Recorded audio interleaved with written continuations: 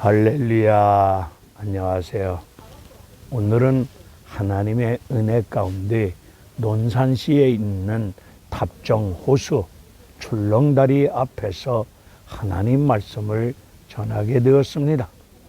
오늘 대전에서 제 노예 교역자 원례가 있었는데 그 원례를 참석하고 남원 집으로 가는 과정 속에 중간 지점인 논산 탑정 출렁다리를 들려서 이곳에서 하나님 말씀을 전하고 있는 정국성 TV 정국성 목사입니다. 증거할 하나님의 말씀은 마태복음 11장 28절의 말씀을 가지고 365일 연속 유튜브 부흥성에 오늘로서 108일째 말씀을 전하고자 하는 정국성 TV 정국성 목사입니다. 수고하고 무거운 짐진 자들아 다 내게로 오라. 내가 너희를 쉬게 하리라. 나는 마음이 온유하고 겸손하니 나의 멍에를 메고 배우라. 그리하면 마음의 쉼을 얻으리라. 내 멍에는 쉽고 내 짐은 가볍다고 말씀하고 있습니다. 우리 예수님께서 이 말씀을 하시게 된 시대적인 배경과 이 말씀을 하시게 된 목적이 있으실 것입니다. 오늘 예수님께서 이 말씀을 통해서 21세기를 살아가고 있는 저와 여러분들에게 하나님께서 이 본문을 통해서 말씀하시고자 원하시는 뜻과 섭리, 메시지가 무엇이 있을까? 저는 이 부분을 놓고 간절히 하나님 앞에 도움을 구하는 기도를 하였다가 이 한 시간 이 한 자리에서 성령의 역사 인도하심을 좇아 하나님이 주시는 생명의 복음의 말씀을 전하고자 합니다.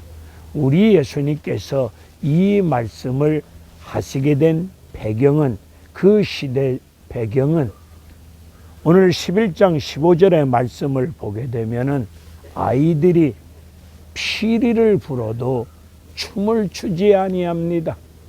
초상집에 초상이 났는데 조문객이 찾아왔는데 울지를 않습니다. 조문객이 울지 않고 피리를 불어도 춤을 추지 아니합니다. 이 말씀을 통해서 공통적으로 나타내는 뜻이 무엇입니까?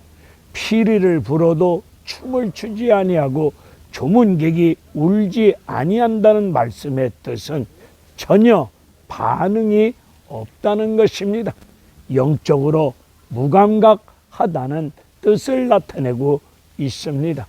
우리 예수님께서 회개하라 천국이 가까이 왔느니라 말씀을 전했는데 세례 요한도 예수님과 같이 회개하라 천국이 가까이 왔느니라 말씀을 전해 주었건만 당시 사람들은 예수님 전해주시는 회개하라 천국이 가까이 왔느니라 말씀을 듣고도 전혀 반응하지 아니합니다. 영적으로 무감각 상태에 놓여 있습니다. 우리 예수님이 오늘 마태복음 11장 15절 이후의 말씀을 보게 되면은 우리 예수님이 하나님의 권능을 가지고 하나님 은혜 가운데 놀라운 역사를 일으키면서 은혜를 끼쳤던 마을들은 우리 예수님의 권능과 역사 속에 은혜를 입었던 마을들은 고라신과 벳세다는 전혀 반응하지 않습니다. 예수님의 권능 속에 은혜를 입은 고라신과 벳세다에는 전혀 회개하지 아니하니까 우리 예수님이 그 마을을 책망하시면서 화 있을진저 두로와 시돈에게 너희들에게 행했던 권능과 역사와 은혜를 두로와 시돈에게 행했더라면, 저들은 그 은혜를 입었더라면 저들은 베옷을 입고 죄를 뒤집어 쓰고 회개하였을 것이다. 여기서 두로와 시돈에 주는 동네의 뜻이 무엇입니까? 두로와 시돈은 교만의 극치를 드러내고 있는 도시입니다. 교만의 극치를 드러내고 있는 도시였고, 그 두로와 시돈은 돈이 많은 동네였습니다. 돈이 많다 보니 돈 있고 시간이 남으면, 피조물 인간은 돈 있고 시간 남으면 할 거 뭐밖에 없을 것 같아요? 죄밖에 짓는 것이 없습니다. 돈 있고 시간이 남아도니까 죄 짓고 있습니다. 우리 예수님이 하나님의 권능을 가지고 은혜를 끼쳤던 고라신과 벳세다라고 하는 지역은 어떤 지역입니까? 벳세다는 어부의 집으로서 제자들이 살았던 고향입니다. 제자들이 살고 있었던 동네입니다. 고라신은 우상의 메카 같은 그런 동네입니다.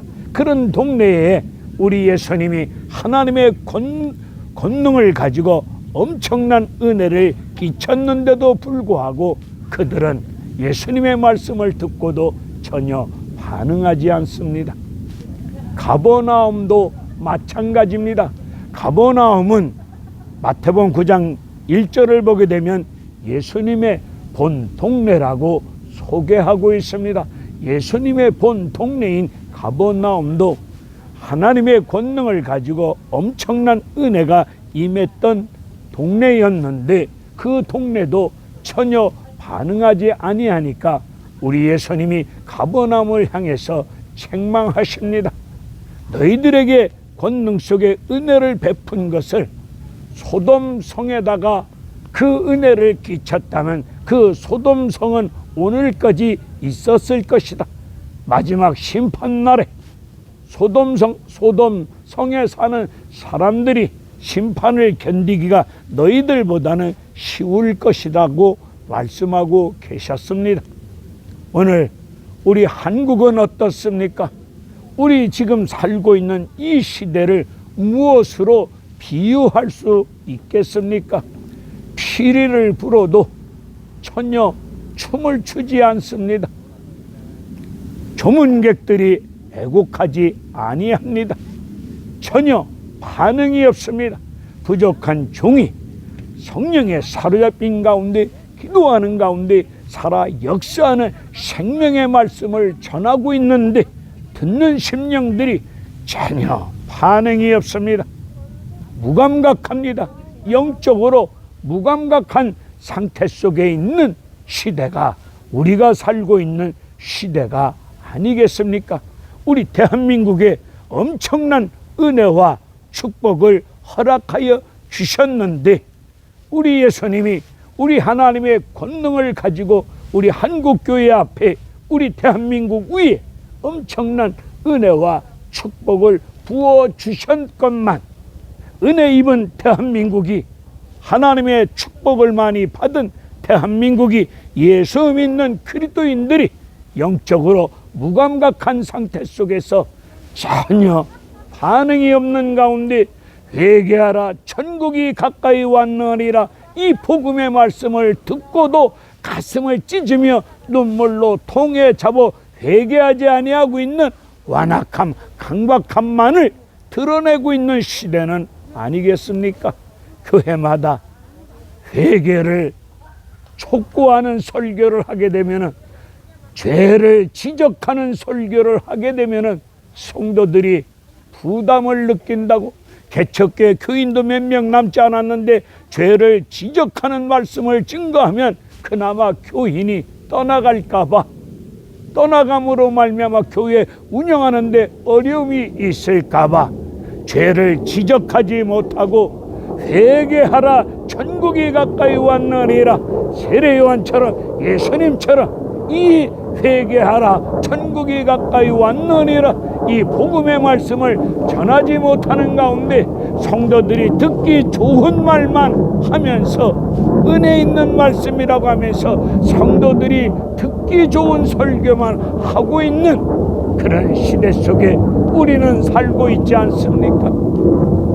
오늘 우리 예수님이 수고하고 무거운 짐진 자들아, 여기서 수고하고 무거운 짐이라고 하는 것은, 이 말씀의 뜻은 우리가 먹고 살기 위해서, 돈 벌기 위해서, 출세하기 위해서, 잘 나가기 위해서 일하고 수고하는 그 수고와 무거운 짐을 말씀하는 것이 아닙니다. 수고하고 무거운 짐진 자들아, 이 말씀의 뜻이 무엇이겠습니까? 그 당시 종교 지도자들이 율법 조항, 자기들도 지키지 못하는 율법 조항을 613조항을 만들어 놓고 하나님을 믿는 믿음의 사람들 신앙생활 어깨 위에 무거운 짐을 안겨주었습니다. 율법을, 그 엄청난 율법을 지키지도 못하는 무거운 율법 조항이 어깨에 임하다 보니 지키지 못하는 과정 속에 그 율법이 무거운 마음의 짐이 되었습니다. 신앙생활, 믿음생활, 교회생활이 엄청난 무거운 짐 속에서 허덕일 수밖에 없었습니다. 그런 자들을 향해서 우리 예수님, 수고하고 무거운 짐진 자들아 다 내게로 오라고 주님이 초청하고 계십니다. 내게로 와라, 내가 너희들을 편히 쉬게 하여 주리라 말씀하여 주시면서 우리 예수님이 나는 마음이 온유하고 겸손하니 나의 멍에를 메고 내게 배우라. 오늘 예수님이 짊어지고 있는 멍에가 무엇이겠습니까? 예수님이 지고 있는 멍에는 하나님이 주신 십자가가 아니겠습니까?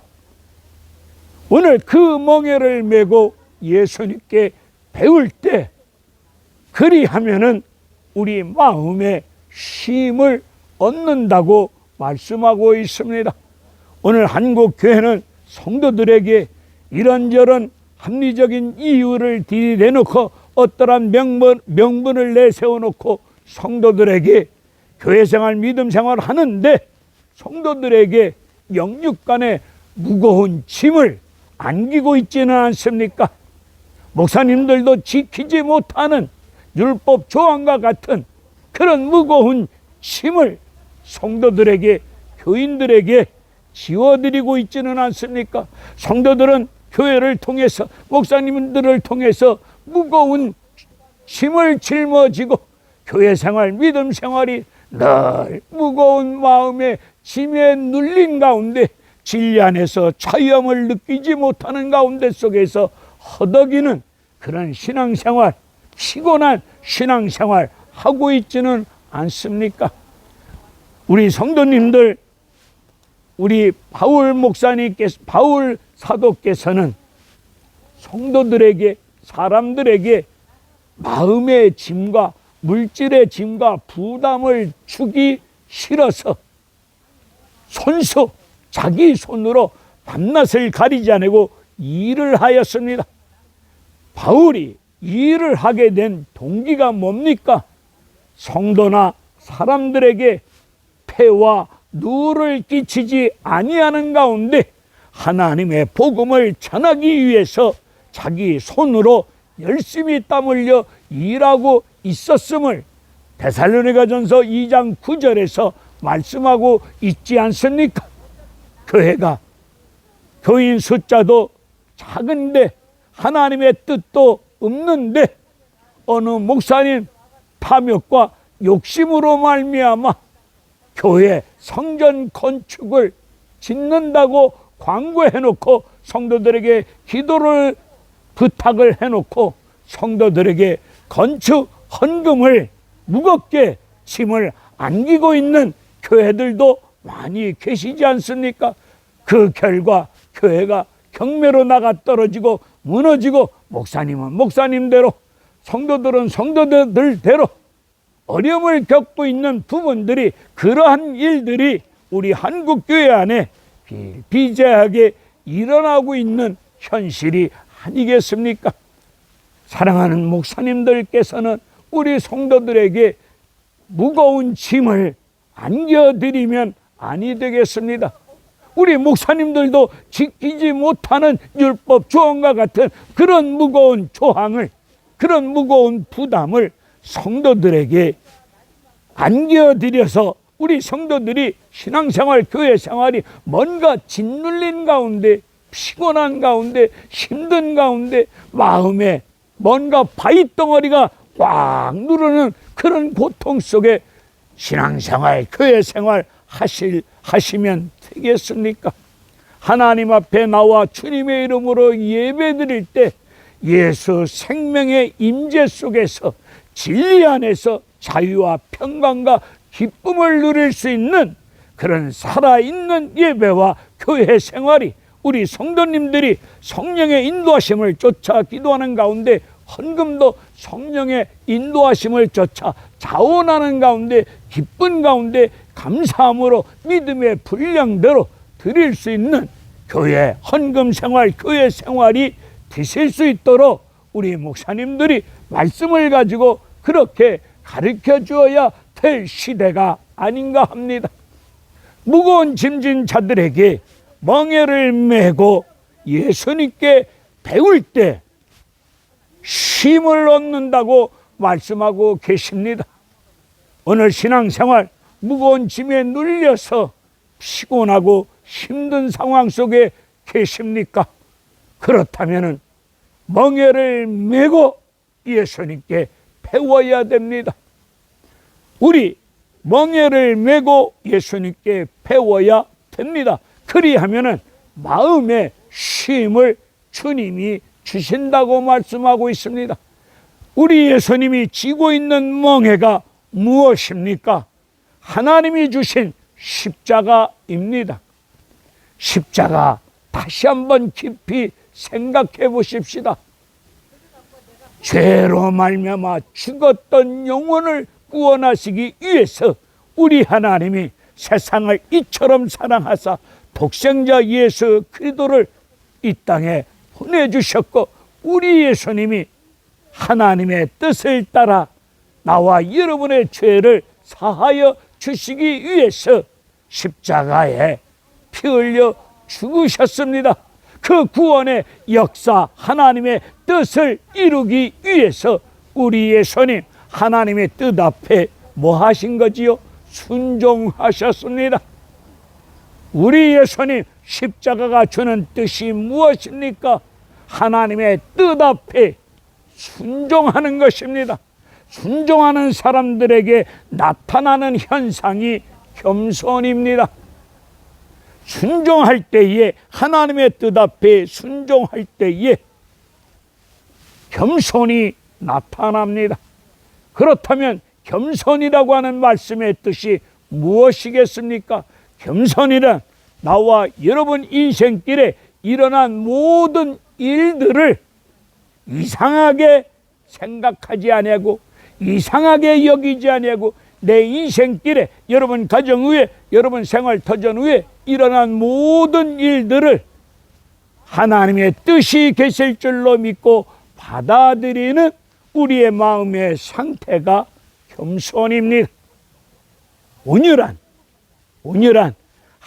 우리가 열이 났을 때 열을 내리는 약을 먹으면 열이 다스려집니다. 하나님 말씀에, 권세 있는 하나님의 말씀의 능력으로 말미암아 완악하고 강박한 심령이 다스려진 상태가 온유입니다. 우리의 예수님 마음이 온유하고 겸손하니 오늘 우리도 이런 예수님의 마음을 품으시고, 우리 멍에를 메고, 멍에는 순종을 뜻합니다. 우리 예수님이 십자가를 지기 위해서 하나님의 뜻 앞에 순종하셨던 것처럼 십자가가 주는 참뜻은 순종입니다. 그리고 우리 예수님 이 땅에 오셨을 때에 나는 섬김을 받으러 온 것이 아니라 섬기러 왔노라. 많은 사람들에게 목숨을 대속물로 주기 위해서 섬기러 왔노라고 말씀하여 주셨습니다. 십자가의 뜻은 순종과 섬김입니다. 그리고 우리 예수님이 나와 여러분의 죄를 대신 짊어지시고 십자가에서 피 흘려 주신 은혜가 하나님의 사랑이 아니겠습니까? 여러분들 신앙생활이 짐이 되고 힘들고 피곤하고 어려우시다면 우리 예수님 마음에, 나는 마음이 온유하고 겸손하니 그 마음을 품으시고 십자가의 참뜻 순종과 섬김과 사랑으로 믿음의 삶을 살아가실 때 여러분 심령이 힘을 얻을 수 있는 은혜로운 역사가, 위로부터 내려오는 평안과 우리 예수님이 주시는 참된 쉼이 이루어질 줄로 믿습니다. 힘들고 피곤하고 마음의 짐이 무거운 상태 속에 있다면 멍에를 메고, 소 2마리가 멍에를 메고 밭을 갈 때에 그 멍에를 메고 2마리의 소가 발걸음이 같아졌을 때 소들은 메고 있는 멍에가 가벼울 것입니다. 오늘 나와 여러분에게 주어진 십자가를 짊어지고 예수님 걸어가신 발자취를 따라서 예수님 발걸음에 맞추어서, 예수님 걸음에 맞추어서 한 걸음 한 걸음 나아갈 때에 우리에게 주어진 멍에는 가벼울 줄로 믿습니다. 그리고 우리에게 짊어지고 있는 짐은 무거운 짐이 아니라 가벼운 짐이 될 줄로 믿습니다. 다가올 2022년은 순종과 섬김과 사랑으로 무장된 믿음을 가지시고 예수님 발걸음에 맞추어서 여러분들 믿음의 발걸음이 예수님 걸음에 맞추어서 한 걸음 한 걸음 걸어 나가실 때에 우리 주님으로부터 여러분 심령 위에, 인생길 위에 위로부터 내려오는 평안과 참된 쉼이 있을 줄로 믿습니다. 그런 은혜로운 역사가 있기를 원하신다면 멍에를 메고 예수님께 배워야 될 줄로 믿습니다. 배워야 됩니다. 배우라고 말씀하고 계시오니 우리 교회 생활을 통해서, 예수님을 통해서 철저하게 멍에를 메고 배워 나아갈 때에 그리하면 쉼을 얻으리라 말씀하여 주신 그 말씀대로 여러분 심령 위에 쉼이 임할 줄로 믿습니다. 구레네 시몬도 예수님 십자가 질 때에 구경하러 나왔다가 로마 병정에 의해서 십자가를 억지로 졌습니다. 억지로 지었던 구레네, 그 집에 구원의 역사가 임했고, 로마서를 보게 되면은 구레네 이 사람의 어머니를 바울 사도는 나의 영적인 어머니라고 말씀하고 있습니다. 바울이 구레네 어머니를 영적 어머니 삼은 것을 볼 때에 구레네는 억지로 십자가 쥐었는데 엄청난 구원의 역사가, 은혜로운 역사가 구레네와 이 가족들 위에 임했던 것처럼 여러분들이 십자가를 지고 나아갈 때에 그런 역사가 임할 줄로 믿습니다. 나 같은 죄인, 쓸모없는 죄인, 만물의 찌꺼기만도 못한 죄인, 나 같은 죄인을 위하여 우리 하나님이 아들 예수 그리스도를 이 땅에 보내주시사 나 같은 죄인이 무엇이가 한데 나 같은 죄인을 구원하시고자 우리 예수님이 십자가에서 피 흘려 주신 그 하나님의 사랑을 정말로 아신다면 우리에게 주어진 십자가를 지고 예수님께 배워나갈 줄로 믿습니다. 하나님이 나를 사랑하여 주신 그 사랑을 정말로 알고 계신다면 우리에게 주어진 십자가를 지고 예수님께 배울 줄로 믿습니다. 배울 때 쉼이 임합니다. 우리 예수님이 우리에게 지워지는 멍에는 쉬운 겁니다. 가볍습니다. 짐이 되는 게 아닙니다. 우리 모두 십자가 사랑을 통해서, 섬김을 통해서, 순종을 통해서, 예수님을 통해서 제대로 배우심으로 말미암아 이 땅에서 참된 평안과 쉼을 누리면서 하나님을 찬양하며 복음을 전할 수 있는 은혜로운 능력의 축복의 일꾼들이 되어지시기를 주님의 이름으로 축원을 드립니다. 할렐루야. 감사합니다.